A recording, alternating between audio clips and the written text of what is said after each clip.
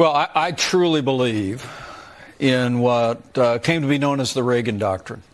In Ronald Reagan, 1985, he said, look, if you're willing to fight the communists in your country, we'll give you the means to fight them there so we don't have to fight them here. And I believe that that it is absolutely essential, as the leader of the free world, as the arsenal of democracy, that the United States of America continue to provide the Ukrainian military the means that they require to repel the Russian invasion. Look, ours was the only administration in the 21st century that Russia did not attempt to redraw international lines by force. And I believe this is a moment of testing. I think the Biden administration has been slow.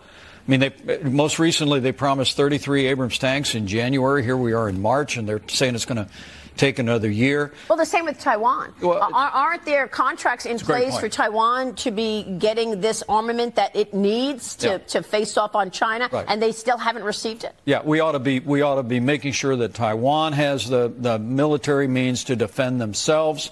But I will tell you, I really do believe now Ukraine is not.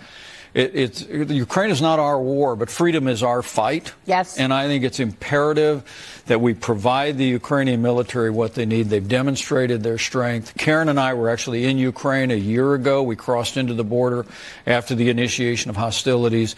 We saw the flood of humanity, women, children of every age fleeing from the violence at the outset of the Russian invasion. But I would tell you, anybody that thinks that Vladimir Putin will stop if he overtakes Ukraine has another thing coming. Yeah, it's clear he wants to reassert the old Soviet sphere of influence in Eastern Europe, and so I think it's a fight we have to wait. The one thing I'll disagree is Joe Biden said we're there as long as it takes. Maria, it shouldn't take that long. Right. If we gave them the means, the resources, the weapons, they've already demonstrated their capability to push back the Russians, and I think it's the best way to restrain China is for the free world to make it clear that we'll not tolerate the use of military force to redraw international lines, either in Eastern Europe or the Asia Pacific.